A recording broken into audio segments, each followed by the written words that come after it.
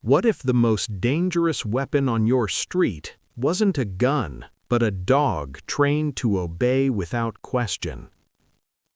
Officer Daniel Rourke was known as the K-9 guy. 6'2", broad shoulders, cold stare, and always beside him, Rex, a Belgian Malinois trained to attack on command. Officially, Rourke was a model officer. Commendations, high arrest numbers, praise from supervisors. Unofficially, people crossed the street when they saw his cruiser. Traffic stops turned into bite reports. Minor offenses ended with stitches. Suspects claimed Rex was released without warning. But every complaint disappeared. Body cameras malfunctioned. Dash cams weren't activated. Rourke always said the same thing. The dog sensed a threat. And for years, no one questioned him. Because Rex didn't just obey Rourke, he feared him. K-9 units are trained for control, not punishment. Use of force policies are clear. Verbal commands first, release only if necessary. Rourke ignored all of it. Court records later showed a pattern. Rourke's K-9 deployment rate was nearly 3 times higher than any other officer in the department. Most of the victims weren't armed. Some weren't resisting. One was already handcuffed. Yet Rex was unleashed. Hospital photos told the truth. Deep puncture wounds, torn muscle, permanent nerve damage. When supervisors questioned Rourke, he shrugged. The dog reacts faster than I do. Behind closed doors, fellow officers whispered that Rex wasn't aggressive. He was terrified. Terrified of disappointing the man holding his leash. Rex wasn't born violent. Former K-9 trainers later testified that Rex showed early signs of anxiety, ears pinned back, tail low, hesitation during drills. A normal handler would have slowed training. Rourke did the opposite. Witnesses described correction sessions held off camera, shock collars turned up too high, commands repeated until the dog lunged in panic.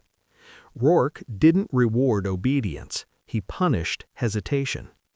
Experts say this creates a dangerous animal, not aggressive, but desperate.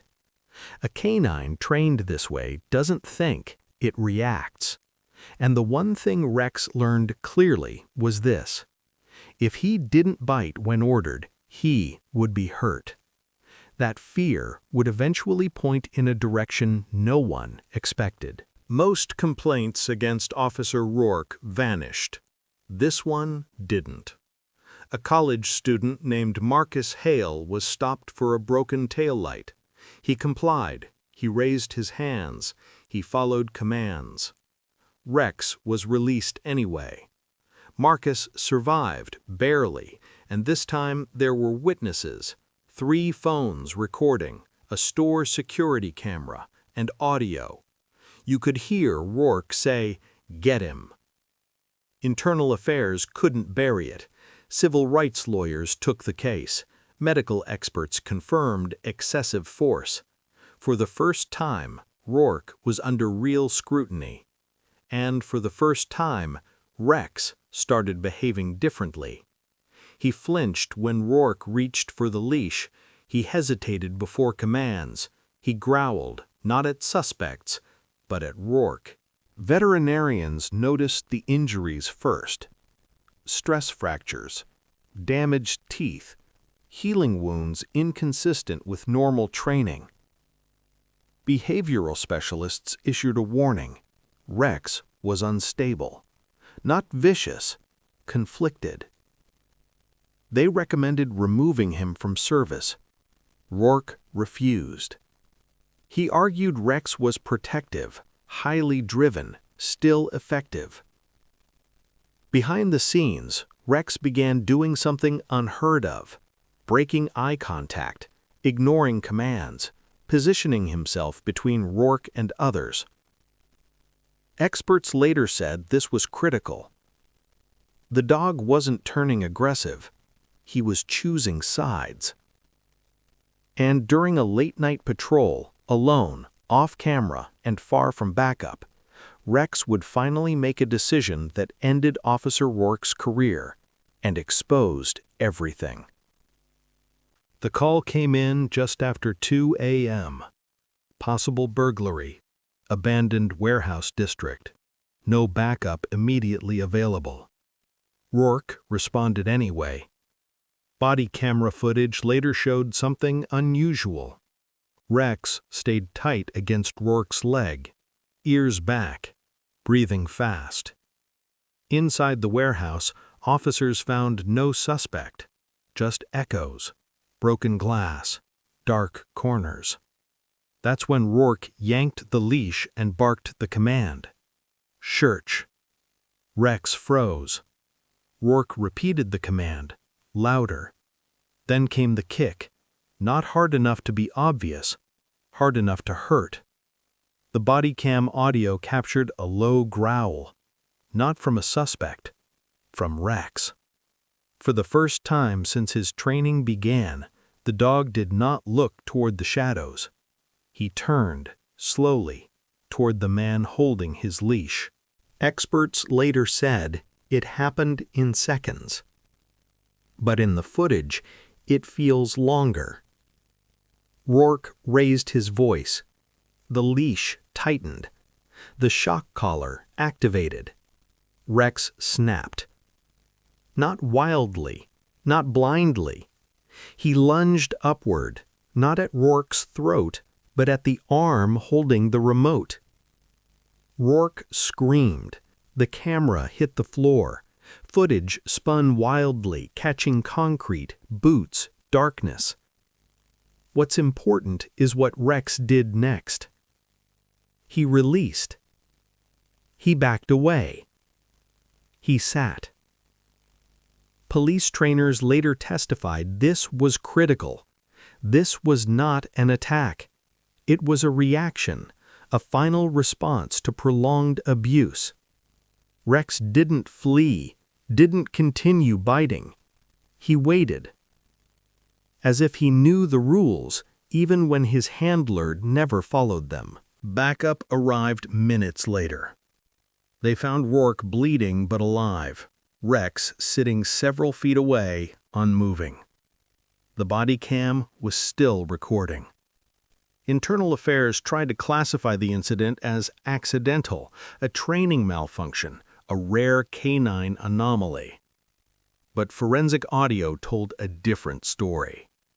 You could hear the kick, the collar activation, Rourke shouting threats, not commands.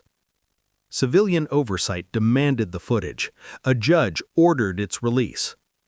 When experts reviewed it frame by frame, they agreed on one point. Rex responded exactly how he was conditioned.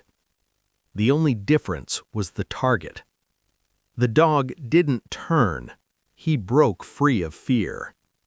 And that footage would unravel years of lies. Once investigators pulled Rourke's history, everything came into focus. Over 40 K-9 deployments, 31 bite incidents, 0 disciplinary actions. Medical records showed victims bitten while prone, 1 while handcuffed, several after verbal compliance. Training logs had gaps. Body cam timestamps didn't align. Supervisor signatures repeated, identical handwriting. It wasn't just one bad officer. It was a system that rewarded numbers and ignored warnings. Former officers came forward. One admitted they were told, if the dog bites, the paperwork protects you. Rex's incident forced the department to confront something they avoided for years. The K-9 wasn't the problem. He was the evidence. Public pressure turned fast. Some demanded Rex be euthanized, labeled dangerous, unpredictable. Animal behavior experts testified instead. They explained fear-based conditioning, handler abuse, learned compliance through pain. Video analysis showed Rex obeyed commands until those commands became threats. The judge ruled Rex was not aggressive. He was abused. Rourke was suspended, then charged, then fired. As for Rex, he was removed from police service and placed with a specialist handler. Within weeks, his behavior changed. No biting, no growling, no fear. For the first time in his life, Rex slept without a leash. And the case wasn't over, not even close. Officer Daniel Rourke expected protection. He'd seen it before. Officers quietly reassigned, records sealed, stories buried. This time, it didn't happen. Prosecutors charged Rourke with aggravated assault, civil rights violations, and animal cruelty. It was rare, almost unheard of. In court, former victims testified one by one. They showed scars, medical bills, photos taken in hospital rooms. Defense attorneys tried the usual strategy: blame the dog, blame adrenaline, blame split-second decisions. But the prosecution played the warehouse footage. Silence filled the courtroom. Jurors didn't see a rogue animal. They saw a pattern of control, punishment, and fear. For the first time, a police K-9 case wasn't about bites. It was about abuse of power. Rourke's trial opened a door the department couldn't close. Federal investigators subpoenaed training records, use of force reports, supervisor emails. What they found was damning. K-9 deployment numbers were incentivized. Officers with higher bite statistics received better evaluations. Complaints were reclassified to avoid review. One internal memo read, "Dogs are tools. Tools create results." Whistleblowers came forward, some anonymously, some publicly, risking their careers. They described a culture where fear worked, on suspects, on animals, and on younger officers. The department's public image collapsed. And suddenly the question wasn't just what Rourke did, it was who allowed it to happen. Civil lawsuits followed quickly. Victims sued the city, the department, and supervisors who ignored warnings. Settlements reached into the millions. Non-disclosure clauses were challenged and overturned. For many victims, the money wasn't the point. They wanted acknowledgement, an apology, a record that reflected the truth. One man testified that Rex's bite ended his construction career. Another said the incident left him afraid of dogs for life. When the city formally admitted misconduct, it was a rare moment of accountability. And for the first time, official reports used the same word victims had used all along: unjustified. Justice didn't erase the scars, but it confirmed they were never accidents. Rex never returned to police work. Instead, he was transferred to a rehabilitation specialist who worked with abused service animals. At first, Rex avoided uniforms, flinched at raised voices, refused to respond to commands. No one forced him. They rebuilt trust slowly, with food, patience, and silence. Within months, Rex changed. He learned new commands, played with other dogs, slept through the night. Behaviorists testified that Rex was never dangerous. He was conditioned to survive. Eventually, Rex was adopted by his handler trainer. No leash, no shock collar, no fear. For the first time, Rex wasn't a weapon. He was just a dog. The fallout didn't end with one officer. The department rewrote its K-9 policies. Verbal warnings became mandatory. Body cameras could no longer be disabled. Shock collars were restricted. Independent oversight was introduced. Veterinarians gained authority to pull dogs from service. Handlers were rotated to prevent control abuse. Training shifted from dominance to communication. Other departments took notice. National K-9 organizations cited the case in reform discussions. All of it traced back to one moment, one dog refusing to obey an unlawful command. Rourke was convicted, sentenced, and permanently barred from law enforcement. The system didn't change overnight, but it changed because it was exposed. People like to say the dog turned. That's not true. Rex didn't betray anyone. He didn't snap. He didn't lose control. He reacted exactly how he was taught, until fear was replaced by instinct.